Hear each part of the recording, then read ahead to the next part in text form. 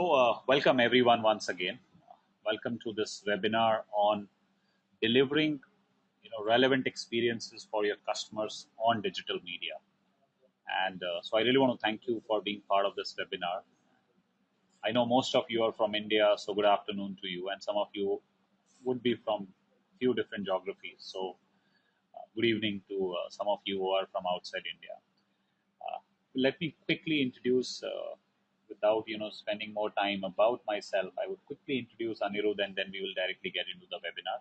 So Anirudh works as a senior solution consultant at Adobe. He has over 15 years of experience, and for last 4 years he is working at Adobe, and he focuses on various digital marketing technologies at Adobe and specializes in experience management. And this is an area which is very very fascinating, very very interesting, partly technical as well. And I'm personally looking forward to going deeper and learning from this, because the way this webinar is described, I think there's a huge value for anyone who is serious about leveraging digital media, right? So what I would want to quickly do is get a sense of the kind of people who are here, so that we understand what would be likely to be your objectives. So if you can just, all of you, respond to this poll for us to understand which category do you belong to, that would be really great. So I'll wait for a few seconds for your response. So 33, almost one third of you are sales and marketing, 20% of you are digital marketing, 24% of you are entrepreneurs, and 4% of you are students, and 15% is another category. Almost 85% of you have voted. Cool. So largely it's occupied with sales, marketing, digital marketing, and entrepreneur. Cool. So thank you so much, everyone. I think that will help Anirudh as well to understand who you are. So I'll just close this poll.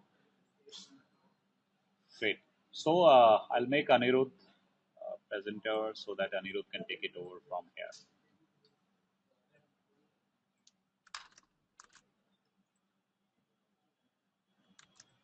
Yes, over to you, Anirudh, and thank you so much for being part of this webinar as a leader. Really looking forward to. Thanks, Pradeep. I hope I'm audible and my screen is visible to everyone. Yes, your video, you're audible, your video is visible. Screen sharing, I think it's screen is. Can you just do this? Yeah, your screen is also visible now. Okay. Thanks, Pradeep. Thanks for the introduction. Welcome everyone once again to this webinar. I will jump into the webinar right away. So for today's topic, I'm going to discuss about delivering relevant experiences on digital. Right. So for delivering, I guess there's some issue here. Just one second. I'm trying to technology issues. Yep. Okay. So just to set context, as I come from Adobe, right? So from Adobe's perspective, digital marketing is very important important aspect. And at Adobe, this is a little bit about myself. So what I do at Adobe is this. If you look at Adobe's products, we are divided into two major areas. One as a business organization, we are looking at two major areas. One is the Creative Cloud. Other one is the Marketing Cloud. So Creative Cloud is the products that you already know, Photoshop, InDesign, Illustrator. They have been around for a long time, and many marketers are aware of it. On the marketing side of things, we have we have products which are related to analytics for targeting, personalization. So those are the kind of things that we do, and these are very relevant to delivering the personalized experiences. And what Adobe is doing in the space is trying to bring the creative and the marketing people together and delivering those relevant experiences online. So just a brief recap of what are the solutions available from the marketing cloud perspective. We have on the acquisition side. So if I have to kind of bucket these solutions into different areas, on the acquisition side we have social and the media optimization part of it. So that's where we manage social properties, or we run search engine campaigns to acquire customers online. On the retention part of it, we have Adobe Experience Manager, which is one of the things that I'm going to go into a little bit more detail over here today, and show in the context of delivering relevant experiences. And then we have Adobe Target for targeting the customers online. It could be retargeting as well as targeting on your own properties. And finally, there's analytics to tie all this data together from different sources. So you tie all this data together, build your segments, and target and personalize the experience for the customers. So what does it involve when it comes to managing, optimizing the delivery, optimizing the experiences? So one thing is data. Obviously, you have to have a lot of data about your customers, their behavior patterns, their browsing history. So that is the data that you collect from various mechanisms. It could be analytics that could be giving you data, or your marketing efforts that are that you're doing online. That is also kind of giving you that data. So once you have that data, how do you create different experiences based upon that data? So that is what we should be doing in terms of delivering relevant experiences. Once you create that experience, how do you manage and deliver that experience online? So manage and delivery is also very important, because today desktop is not just one channel that you have to worry about. There is mobile. There are different social aspects of the delivery. So those also are very critical. And finally, once you deliver that experience, how do you measure and optimize it further, so that you keep giving the relevant experiences to your customers? And the touch points could be, websites, your social media networks, your mobiles, kiosks, email campaigns. So there are many places where customers do have a touch point, and if you keep giving relevant experiences, it increases loyalty and increases relevance to the customer. So with that in mind, what I'm going to do is, for today's webinar, right, I to keep things interesting, I'm not going to just run through the slides. I'm going to have real live examples. I have a demo sort of built up, and I'm going to actually show you how things could be done with Adobe's tools. But the topics are very generic in nature, so you can apply that in your context very well. Since I'm from Adobe, I have access to Adobe tools, and I can very well demonstrate as to what I mean by, let's say, giving personalized experiences. Just as a backdrop of the tool that I'm using today, it is Adobe Experience Manager, and it is a web content management system. It also has so it is built on top of open standards. I'm going to come to it. It is open standards. It is a content repository based application. And using that as a base, we have a lot of workflows, targeting engines, all that built on top of the framework that is provided by some of the open source projects. And then using that, we have built the web content management systems. And then there are various modules that are available for delivering that experience. So finally, the idea is to give relevant experiences wherever the customer is interacting with you. It could be your desktops, it could be your tablet devices, it could be mobile phones. So these are the various modules that you have. We have mobile as a module, marketing campaign, social communities, e-commerce. So those are the kind of modules that we have on top of the web content management system. And for today's webinar, I'm going to use this tool to kind of demonstrate some of the things. So let's quickly jump in the first part of the site management, first part of the of today's webinar. One of the things that that is important when it comes to delivering experiences is how do you manage your site, or what is the agility that the marketer has in management of the site. So it could be simple things as, you know, creating pages faster, creating landing pages for your campaigns that you're doing on search, or creating using some let's say if you're launching a new section, creating a microsite could be one of the example. So how do you enable the marketer to actually create the site very easily and simply? He doesn't have to go into a lot of technology to build the site. That is what is meant by site management. So to do that, we have various tools that are there available as a part of the experience management platform. With with these tools, you should be able to create different pages very quickly and deliver them online. I'm using Adobe Experience Manager. In your context, you might be using some other tool, but one of the things is that you have to bring in agility for the marketer to create this experience for the customer. And to do that, you also need some workflow automation, some control over the process of developing these sites. And for that, there should be tools available to marketers so that they can, you know, easily start creating pages and have them approved through the workflow or etc. So let's just look at one of the examples that we have. I'm going to jump into a demo mode. I'm going to switch between my presentation and the demo.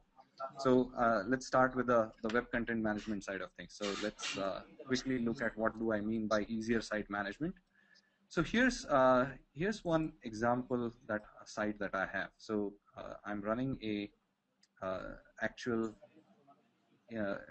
experience management platform on my laptop over here, and here's one site that I have over here. So let's just take one example of an e-commerce page.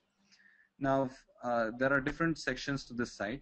I can get into various sections of the site. So this is an e-commerce site, so you have shopping carts and you have various categories of the products that are there on the site. So it's just coming up, and right, that's the e-commerce site, for example, over here. Now let's say as a marketer, I'm launching a new product, and I want to build that product site very quickly. So what do I do? So for example, here I am going to go into the men's section, and there are various products that are listed over here. I want to add one more product in this category. How do I quickly do it as a marketer? I don't have to go back to the IT to, you know, build these pages for me. It could be time-consuming process. For the marketer, it should be easier. So let's just create one page. Here's the template that I'm choosing for the page, and using, let's say, create shoes section. Right. So from a marketer's perspective, he has just added a page, but then it should be easier in terms of management of the site. So the menu structure should be updated. So if you can see on the right hand side over here, the menu structure gets updated. He can go into the shoes section. He can just drag and drop different things on this page over here. So for example, let's say I want to start off with a title, right? So let's add a title to this page, which is shoes. Then I want to add some hero imagery to the page. Let's just select any one of these images. So I want to add image to the page. Right, so added the image to the page, added different text objects. So I'm creating I'm creating the site very quickly. As a marketer, I don't have to get into the details of the technology. I just drag and drop on this page, and everything is happening within the browser, as you can see. Uh, One of the other important things is, how do I then make sure that my site that I'm building uh, is complying to the company's standards or something like that. So there might be workflows that you might have to use for activating the pages or activating the pages that you created. So all those workflows should be there within the same place, and this is how you would do it. You would say request for activation, and the workflow will start for various people within the organization to approve that page. Within the workflow, let's say if there are different people who are contributing, they can say, you know what, I don't like this image. They can say annotate and quickly mark out things on the image that they want to change, give comments. This section needs to be changed, right? So give different comments, etc., within the workflow, and the workflow gets completed. It's approved. So after it is approved, the page is available to the end customer. So the point is that this entire thing that I just spoke about is trying to give agility to the marketer to build these experiences faster and deliver them online. Okay. The second aspect that I'm going to talk about is the mobile related discussion. And today, any discussion that you have always ends up with a mobile, because the number of handsets that are there, that are available, everyone is kind of using some form of a mobile technology or the other. They are using smart devices a lot. So mobile is one of the conversations that is always coming up in the discussions. So how do you give that relevant experience on mobile platform as well? When it comes to mobile, there are three things that the marketer needs to worry about. It's not just build a site and it should work on mobile. That it doesn't end over there. So for the marketer, he has to worry about whether he has to give a responsive design or a adaptive design or in-app delivery. So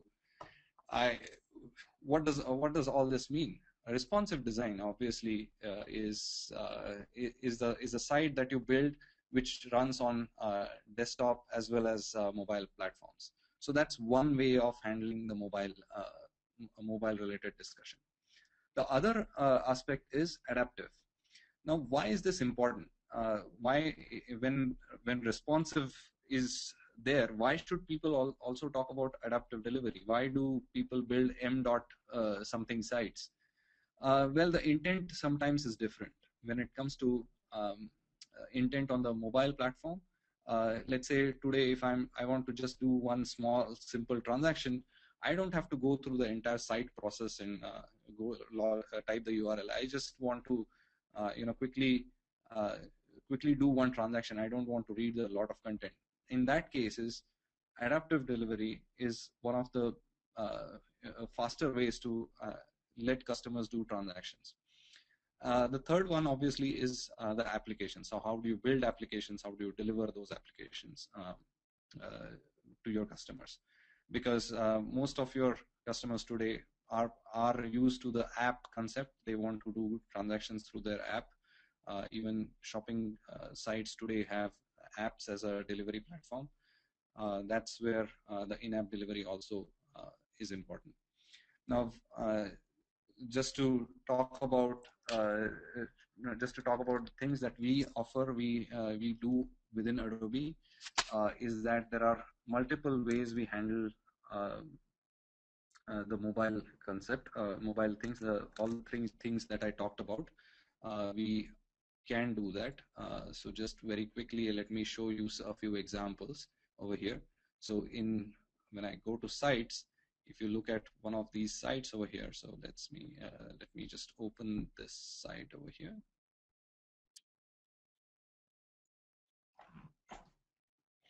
It's coming up. You can see that this is a responsive design site. So this is a desktop experience that I'm getting, right? So this is how it will be rendered as a desktop experience. And when I do, let me just quickly do this. And when I put the site in a preview mode, you can see that this is the desktop experience that I'm trying to deliver to my customers. But let's say if the same site I want to render on an iPhone or a iPhone 4, then this is how it is going to be rendered. You see that the menu has collapsed uh, and everything is being crunched into a single column layout. Or you could have a iPad kind of a experience where you know a little bit wider experience is given to the to the customer. So right, so you're delivering different experiences based upon the device that you are that the person is coming from. And one of the again the important things is that the marketer should be able to control this experience. It should not you should not be building different sites. It should be easier for the marketer to control that experience. It should be simple for him to just again drag and drop things on the page, do a let's say add images to the page or add text to the page. It should be very easy and much more faster and much more leaner to deliver that page. So that was about responsive design. The other aspect is really the adaptive part of it. So here's one example of a adaptive site that I have. Let's just bring that up. And in this case, I am delivering a separate mobile site, which is usually referred to as a m.site. site. So this is another way of looking at things. So I'm looking at different devices over here, a site delivered differently on different devices, right? And the third one that I'm going to talk about is really the application. So I have one example of an application over here. So here's an example of the app. The beauty of this is that, again, we are giving more control to the marketers to build this app. They don't have to have the technical know-how of building the app. All they should be worrying about is what content goes into the app. So for example, let's say if I get into this app over here, right? So you will see that this is an app that I'm trying to build. And the same experience that the marketer had when he created a website, it should be as simple as creating a website for the marketer to create an app as well, right? So this is one of the examples over here. So I can go into the details. So for example, let's get into the edit mode of this app, and just one second. Let's just go into the edit mode of this one. Right, so here's the app. I can maybe add content to the various pages within this app. So I can go into things like drag and drop components on this page. Again, it's the same experience that was there for the website, but once it is ready, it is delivered as an application. So here in this case, let me also give you the background. We are using PhoneGap as a platform to deliver this application. So what happens is once the application is ready, the content is packaged together, it is built as a PhoneGap application, and this is what is running on your screen right now. It is building the PhoneGap application out of it and delivering that application on the on different devices. So for example, here I'm running it on an iPad. So this is how the app looks like. So seasons, winter, various products. I can add it to a shopping cart and maybe even create a transaction out of it. So that's how you would update it. The good thing is that whenever the application is ready, you just it doesn't have to be it doesn't have to have a new version sent to the store, because everything is controlled through the experience manager. It automatically syncs the content of the application with the server and gets the new content which is available. So all that is available within this delivery. So that's one of the ways to create experience on the mobile platform. So we looked at the three different ways of delivering mobile experiences. Um, one was related to the responsive design. The second one was adaptive delivery. The third one was in-app delivery. So the next thing that I'm going to talk about is about personalization, right? What do I mean by personalization? You just can't give generic experiences to everyone. The personalization should be based upon data. What is my preference of products? Where I'm coming from, which campaign did I come from? I was searching for what on Google. So these are the some of the data points that should go into the personalization, and it should then be used as a personalization parameter to give relevant experiences. So here's what I mean by personalization, right? So I'm going to actually talk about what is how to build this personalization and how marketers can build it. It doesn't have to be a big IT project to implement a personalization engine. Here's one example that I have, right? So I'm bringing that up again. So this is my e-commerce site that I showed earlier. And in this e-commerce site, you can see that there are various sections of the site, right? So in this homepage section, I have the hero imagery. I have different products that are being shown over here, and I want to personalize this experience based upon, let's say, a simple thing as who is logging in, right? So what we do in Adobe is that we have something called as a client context where we keep this personalization information. And here's how this personalization information looks like. Obviously, you can add a lot more information to this, but by default, out of the box, it is kind of giving you this information. So who is logged in? What browser are they using? Where they are coming from? So it says that I'm coming from New Delhi over here, so it already has marked my geolocation. Which campaign was I should be a part of? What are the segments that I belong to? So all that information is available as a personalization information. Marketers can decide which information they want to use for giving these experiences. Now, let's just look at things like, let me just change the login over here. So for example, let me choose one female visitor over here, and you'll see that based upon the person who logged in into the site, the experience started changing completely, right? It looks more geared towards the female. The entire site kind of looks more geared towards a female audience, because you know that the person who logged in was a female, and now you have various products that are there that are shown over here are now very focused towards the female kind of audience. Whereas if I quickly change it to, let's say, a male audience, let's say male over 40 or something, is more interested in walking, and the experience is now is totally different. So now your site more looks geared towards the male audience. And as I said earlier, it could be various parameters that could go into the personalization. So another way of giving a very personalized experience to your audience. Okay, so that was about the personalization part of it. Next, I'm going to talk about digital assets. Now, when you're building all these different experiences, one of the important things is that how do you gather all these assets together? Today, when I go to a lot of organizations, I see that they have built extremely good sites in some cases, but the assets are kind of scattered everywhere.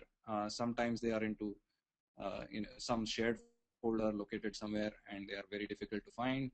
They are sometimes not tagged. They don't know which asset was used for what campaign. a lot of problems when it comes to maintaining assets. What it translates to is money. Actually, finally, what then happens is you end up, because you have lost the assets, or you can't reuse some of them, you end up creating different assets for different campaigns all over again, and kind of increases to the cycle time of the asset creation process. Excuse me.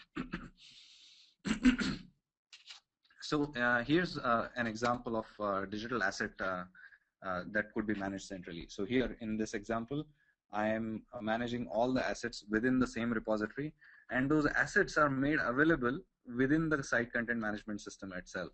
So very important aspect from marketer's perspective. So here's one example for that. Let's say, let me go into the assets portion of it. So all the assets that are ready, that are required for my site are all available over here. So let me quickly open one of these, and let's look at the banners. So there are different banners that are available over here. I can go and take a look at different aspects. If I want to make changes quickly to one of these assets, I can do that. Let me open another view of the same thing. So here's another view of the asset. Now the cool thing is, because you're delivering different experiences on different platforms, the challenge is you have to create multiple renditions of that image. So in this case, what has happened is all the renditions of that image are also created for me. It is, in fact, in our product, it is completely automated. The moment you upload an image, it completely renders all the images as in different formats. And so when I'm coming from a mobile device, it automatically sends me the image, which is the smaller size and consumes lesser bandwidth in sending that image. So you can see all the renditions are available over here. So for this asset, all the renditions are there. Different versions of the assets are available. There are sometimes copyright issues. So if you want to restrict a image to be used after certain time, so you want to tag it and you want to copyright it, you want to have a switch off times for that image. So all that expiry related information about the image is also available in the same place. And then all the references to that image. So let's say if I change this image, what are the pages that are going to get affected? So all that information is also available in one place. Again, all this translates to agility from the marketer's perspective. It kind of gives marketer advanced knowledge in terms of, if he's going to change one of these images, what is going to get affected, what are the pages that are going to change. It gives him an advanced warning. And if he's going to still go ahead and change it, all these pages are going to get affected, and he's going to have to kind of look at those pages differently, right? So very important from the agility perspective. Okay, I have a few last points when talking about personalized experiences or digital experiences. You can't leave a conversation without social topics, right? So what is another important aspect is, how do you manage your social communities? Obviously, we are managing Facebook, we are managing Twitter properties. There are many social networks that we have to worry about. Not only that, sometimes it is better to have, let's say, a blog for your site. For example, a hotel might have a location, and on the location there might be a blog that they would want to create, especially if it's a tourist destination, and various people can contribute to that blog. So how can marketers enable giving that kind of a experience is also possible through the Adobe Experience Manager. And one of these tools that you could be using, like for example, in social communities, you would be able to create blogs, wikis, even comments on the pages. So in our products itself, so if you go to adobe.com and see the documentation for some of our products, there is a commenting feature, and that is also managed through this kind of a mechanism. So your comments on different products, your blogs, wikis, all that experiences are created within the same platform, and you should be able to manage those. So social is one of the aspect of it. Create different blogs, wikis, etc. One of the last things that I'm going to talk about, sometimes it is necessary to maintain multiple language versions of the site. And when it comes to delivering experiences, language is another key area where people could be looking at.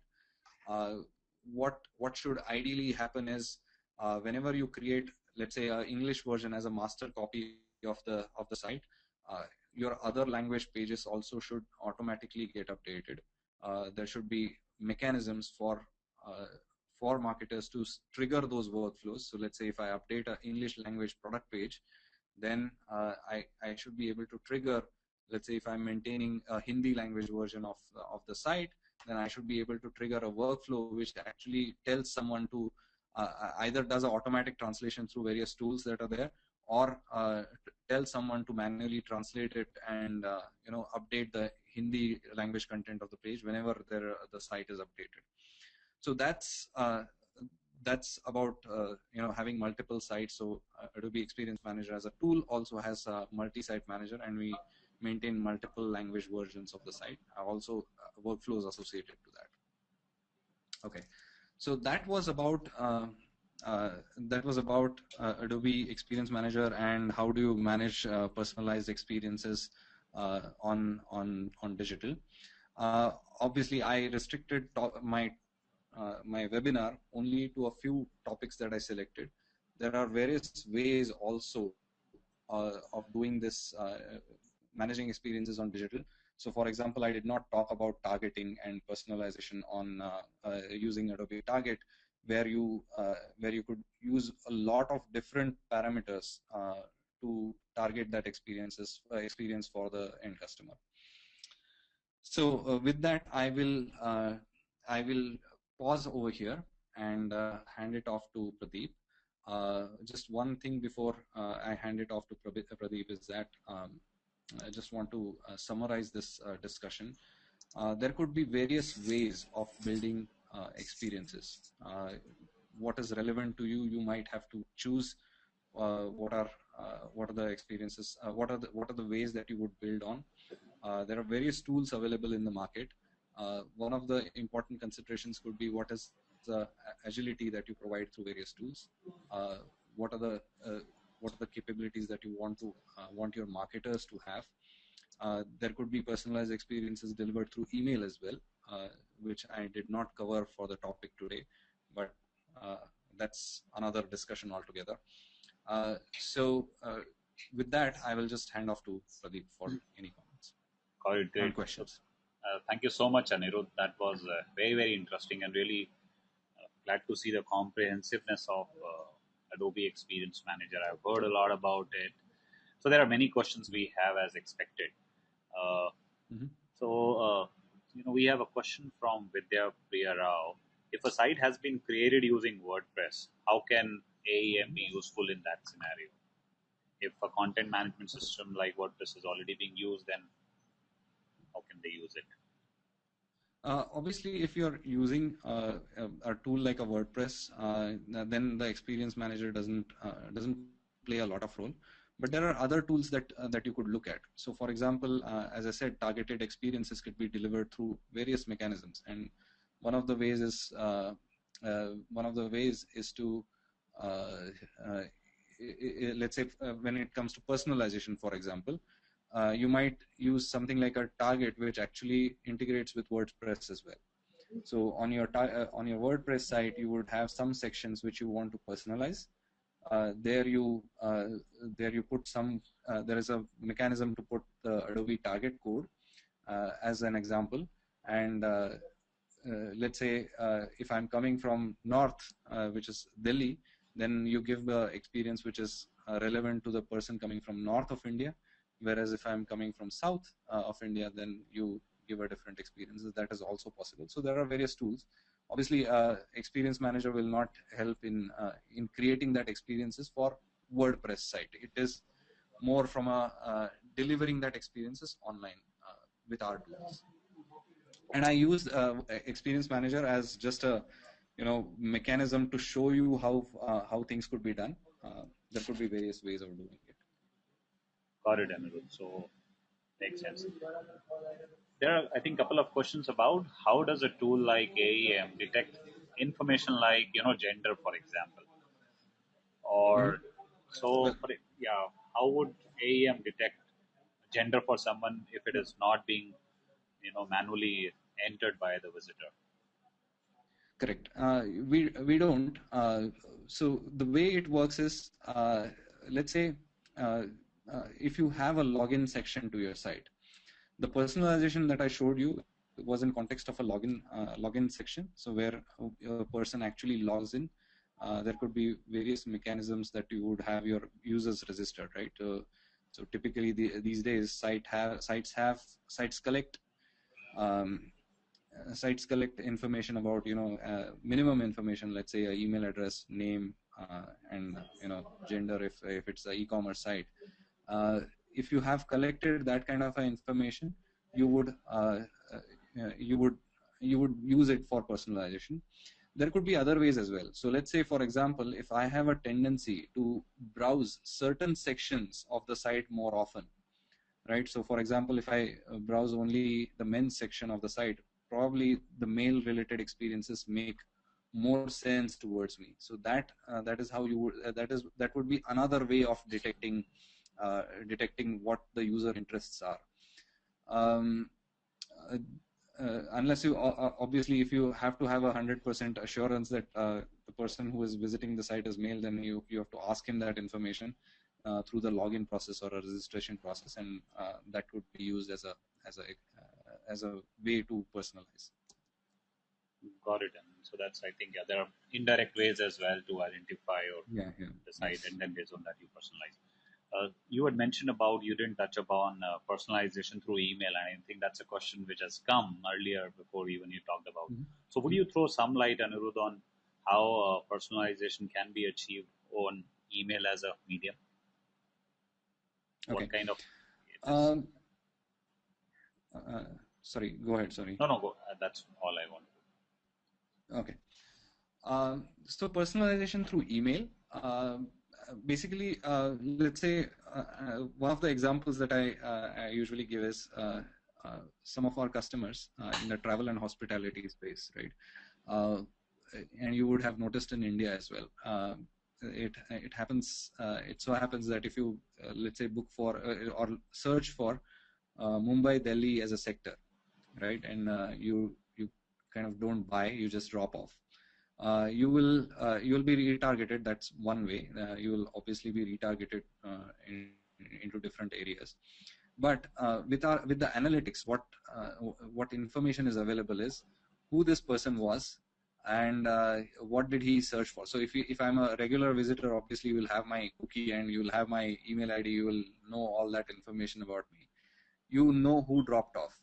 Once you have that drop off information, you would use that for personalization in your email. So you will send a personalized email saying that Mumbai Delhi sector rates have gone down or something like that. So some offer that you might want to give. So that's one way of looking at it.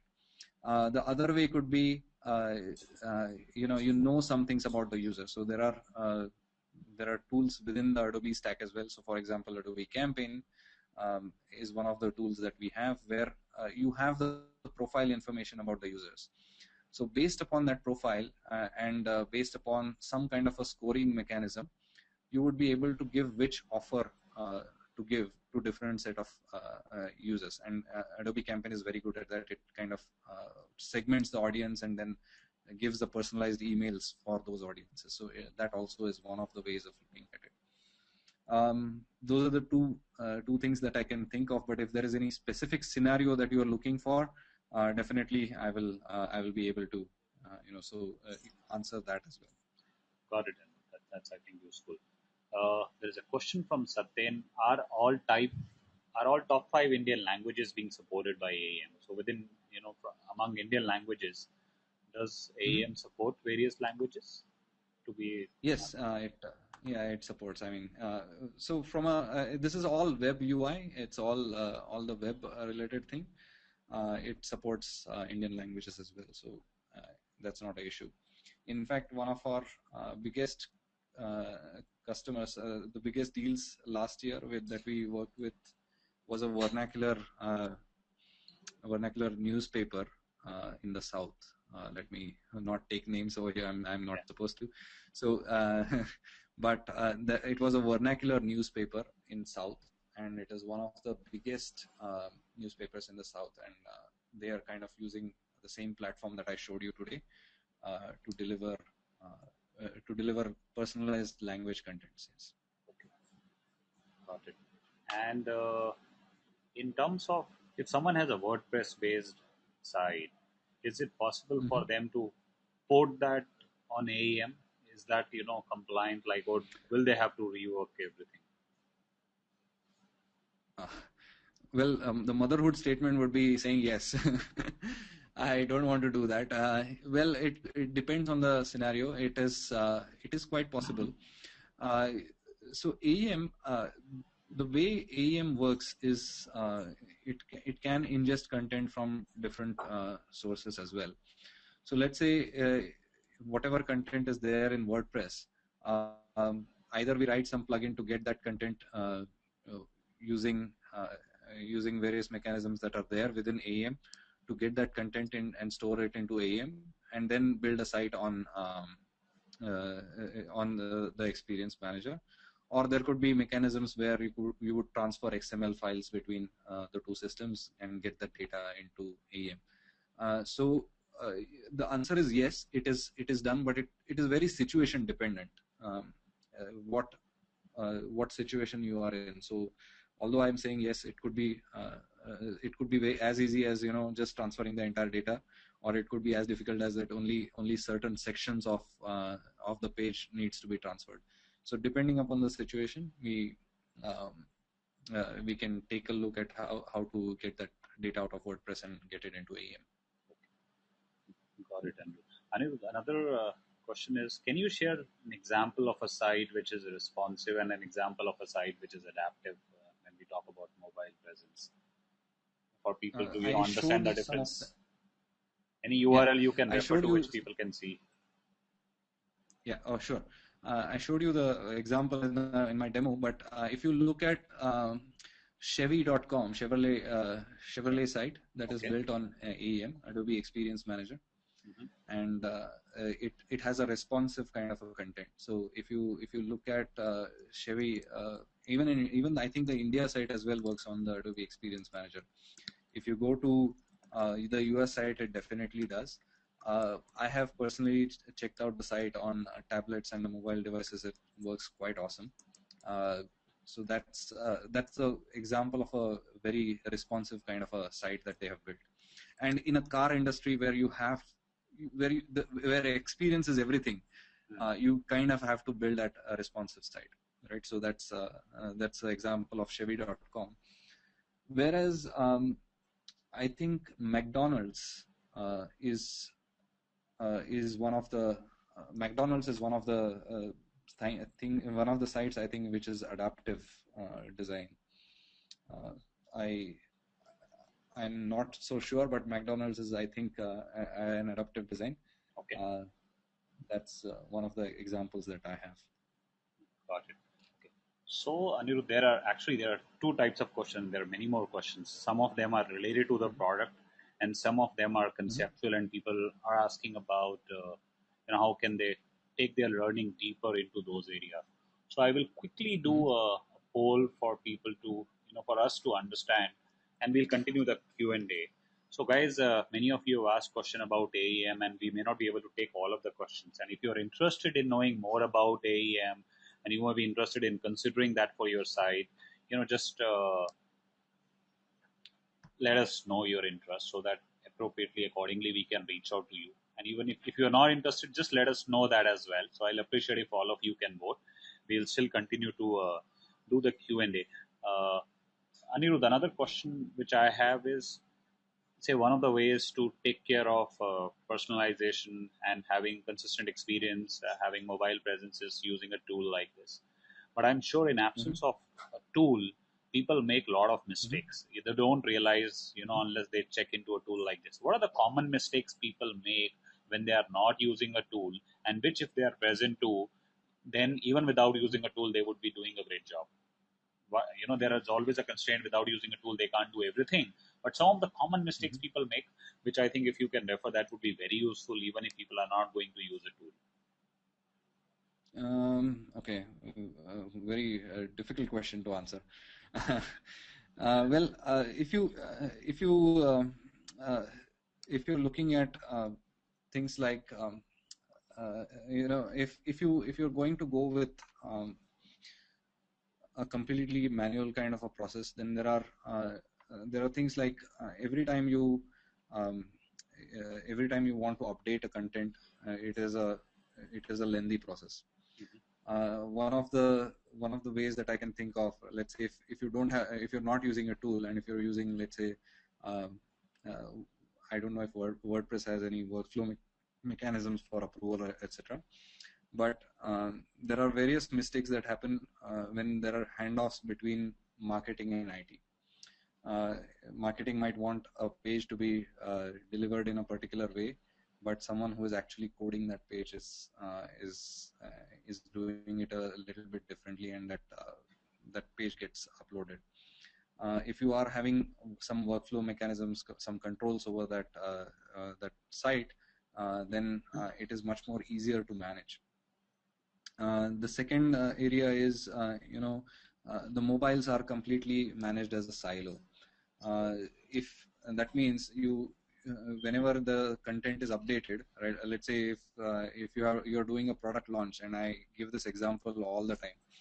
Uh, Very great hotel brand in India, right? So they created, they have uh, they added a new property within their folio, and the site was updated. The website was updated, but one of my colleagues was searching for that property on a mobile, and it was not available. So uh, that's typical mistake that happens, right? You always tend to forget to update, or not. It may not be forget. It just it just takes time to update that mobile site if it's managed separately as a silo. So those are the things that I can think of. There are various other aspects. I mean, applications as well. How many code bases are you going to maintain? So if you're going to have a different device, in some cases it might be required as well, native applications to be built on for different devices. So for example, you build application for iPhone, you build application for Android. There are various code bases then you have to maintain for different versions, and in some cases it might be required. I don't deny that. But in some cases it might be easy to just maintain one code base and one common place where the content is updated, and just sync it back uh, to all the devices. You don't have to spend a lot of money managing separate silos again within the mobile itself. So those are the few of the things that I can think of. One of the areas that I have personally seen is that people, the assets are scattered, right? So no one knows where that asset went finally. Mm. So those are the another sort of areas that I can think of, where people do tend to do mistakes, and you just don't find the right content. Got it. Great. There are many questions about people wanting to go deeper into some of the conceptual parts, and there are questions about Mm-hmm. the training as well. While we'll continue Mm-hmm. this, I would still want to launch this poll for people who are interested in knowing further about learning digital. We don't have time to talk about the training, but if you are interested, just let us know, and then appropriately we can talk about that later. And we'll continue to do the Q&A. We'll wait for a few seconds. Again, I would appreciate if all of you can vote. Anirudh, there is one interesting question about what kind of information can be picked from cookies. What kind of personal information can be extracted from a cookie? Well, cookie doesn't keep unless you put it in there. Cookie doesn't keep any information as such. It's just a text block Right. that you put in the browser for you to identify. So cookie doesn't give you information as such. But if you are managing site, let's say if you are managing a e-commerce site, for example, then if if I have browsed the men's section of my e-commerce site often, then you might want to, at some point you might want to mark that cookie saying that this person is interested in the men's section of the e-commerce site, and probably it makes sense to give more targeted experience towards men. Or it could be on a, let's say, I go to Flipkart often, right? So, and everyone I believe here does. I mean, a lot of people purchase online today. Uh, if there are certain sections of the site uh, that you are interested in, probably they will bubble up in your journey. And the reason is that some information about you is being captured. Cookie, as I said, personal per se, it doesn't give you any personal information. It just whatever the site wants to capture, it will store it in the cookie and surface it as and when required. Got it. So fundamentally, if you are creating, so if someone is visiting your site, you will have to capture that information. Yeah, And I think platforms right. like Google would help you use Mhm. that cookie indirectly for techniques like retargeting, remarketing. Correct, exactly. Got it. So let's just to digress a bit. Sure. There are Adobe products as well. Hmm. So for example, when you do retargeting, right? So what happens is there is some code that runs on your page when people, let's say, if I'm visiting Geometrics Outdoors, some code that gets run on the page, and then because of that code, there is some information which is put on the cookie for Google to retarget you somewhere else. Right. So that's how retargeting really works. The cookie technically doesn't have any intelligence of its own, Hmm. but uh, as long as you put it in there, it will give you that information, Got it. surface that information. Cool. There are a couple of questions about the way the licensing and the AAM costing works. Would you be able to throw some light? How does the licensing work? And if you can share any cost range, I think there are people who have asked a couple of questions about that. Okay, so I'm a technologist, as as you could have seen. I know the product a lot. Don't work on the licensing aspects, but I can tell you a few things. So the way CQ is licensed is uh, is a on a JVM instance kind of a thing. So when you're actually delivering a project on CQ5, or rather AEM is what we called it. I'm sorry, I referred to an older name of the product. It was called as CQ5 earlier, and when you're delivering projects on AEM, um, there are two areas that there is a published side of things and there is a authoring side of things, right? What I showed you was the authoring side of things. So there are you would at least minimum need two instances, and those are what we charge. We don't charge anything for the development side of things. So meaning if you are developing something for CQ5, you can build a lot of components. So the drag and drop things that I showed you, Yeah. you could build your own mechanisms to drag and drop, etc. So if you're developing something like that, there's no license fee as such for the development instance if you're running it off your laptop, but only the publish and the the servers which are actually going to deliver, those are charged. From a price range perspective, I think our marketing teams and the sales teams would be better equipped to answer that questions. And there are various options as well available, various modules that I spoke about earlier. So let's defer that pricing related aspects to the sales team. If you have interest, you can just email us, and we will be able to give you that information. Sure, Anirudh, I got it. And if people have shown interest, so guys, all of you who had said yes to the poll, I think the relevant person from Adobe probably will be in touch with you to help you with more details. The time is already 4:03. I would just request 5 minutes extension, Anirudh, if it's fine with you. There are still a few more questions you want to I'm cover. fine. Yeah. You're fine, great. And guys, I'm fine. Yeah. great. And some of you who may want to leave, there are few announcements I want to make. Some of you have asked if will the recording for this session be available? Yes, all of you will get the recording for this session. So that's one. Second is we have a very interesting webinar happening next week by someone called Ivan Carmichael. And incidentally, I had met him in Malaysia where both of us were speakers at a conference. And I had invited him to lead a webinar on social media for small and medium businesses. That's happening at a different time because he's based out of New York. So it's next Thursday at 8:30 p.m. in the evening. So I've shared the link in the chats panel, or you would be able to go through the webinar section of our site to sign up for that. So if you're interested in knowing, how can an SMB or a small and medium business can use social media to produce real results, I think that would be a great session for you to attend. So those are two things I wanted to share. Coming back to Q&A, Anirudh, there are questions about, if you have a mobile adaptive site.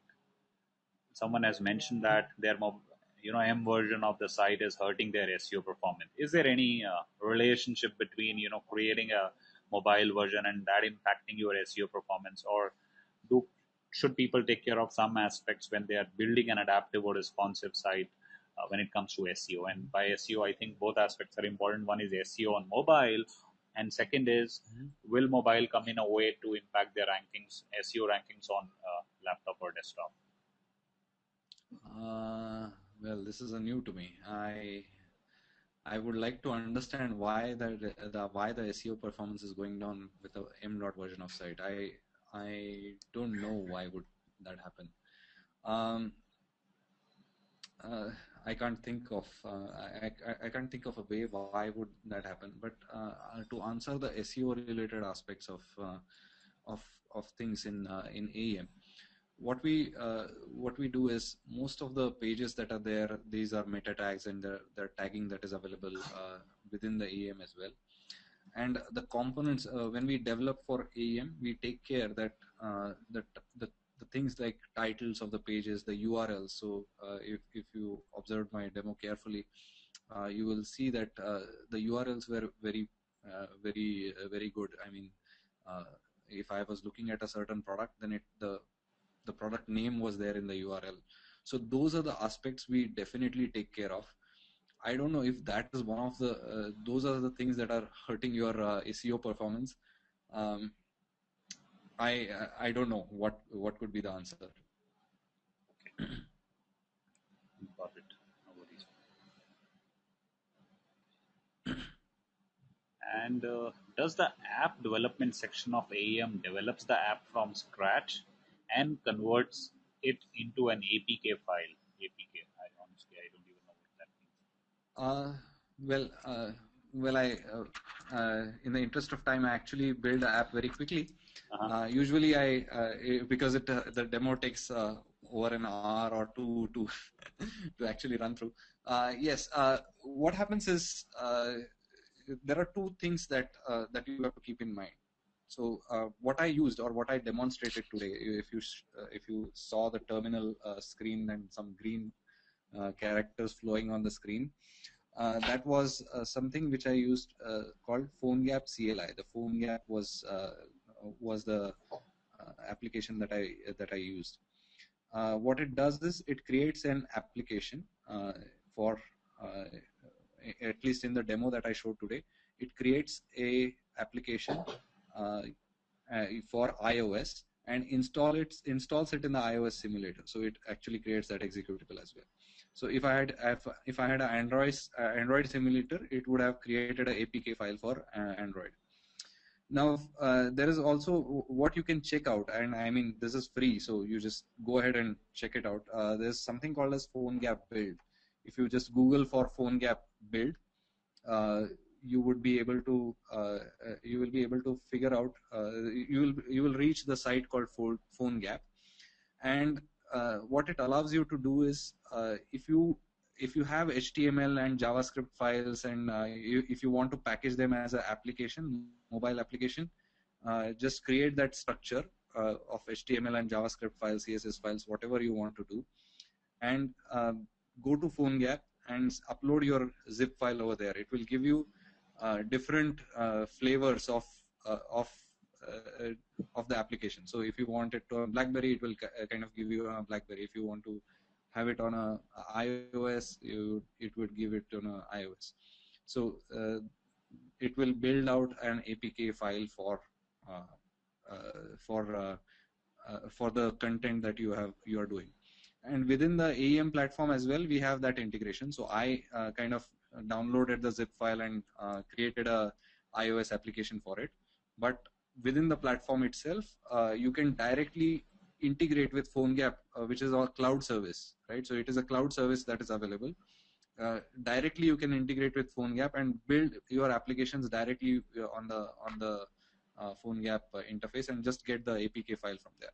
So that's how I would answer it. I hope I answered it correctly, or I answered your question. It allows you to build multiple applications for multiple devices. And this is AEM is completely cloud-based, Anirudh? Or AEM is available as multiple options. Whether you can choose whether you want to deliver it on cloud or you want to deliver it on premise. So it's available on premise as well as on cloud. both options are great. And Yeah. just last question: if someone wants Mm-hmm. to, use a product like AEM, is it Mm-hmm. advisable to launch, new products and services across all digital platforms at a one go, or is it possible to do, one by one, like not looking into all digital platforms, but periodically? Mm-hmm. What do you advise? Very good question, actually.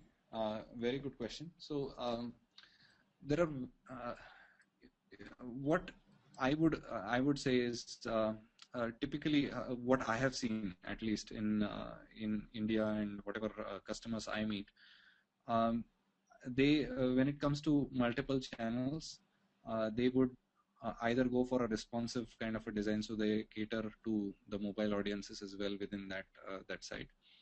Uh, but I have also seen some customers who just want to do the desktop version and then go to the mobile version. So that also is one of the options. It totally depends on the situation.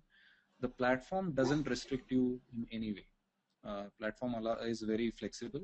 The platform allows you to do it in multiple ways that you would think. I have also seen some customers who just take few sections of their site. So they will not even go the entire thing. So they will just say migrate. If it's a hotel brand, let's say they will migrate only the properties section of it, whereas the booking engine still remains on their original site. So those are the kind of flexibilities are also there. It depends on the situation what you would choose. I would, if you ask me personally, sometimes it makes sense to split your project into smaller tasks and maybe address one area at a time, or go the responsive way if it suits you. Great. So I think it was a great session. So thank you so much, Anirudh, for taking us through the journey of personalization. It's been a great Mm-hmm. learning experience for me as well. There are still 50 people, and I think we are at 412. So that speaks a volume about people's interest in this area. Thank you, everyone, for being part of this session, and we will reach out to you depending upon the interest you had shown us. And as I shared earlier, looking forward to having another very special webinar next week on Thursday on social media for SMBs. Thanks once again. Look forward to welcoming you again next week. And Anirudh, thanks a ton. Thanks, Pradeep. Thanks, everyone. Thanks for joining. Welcome. Take care.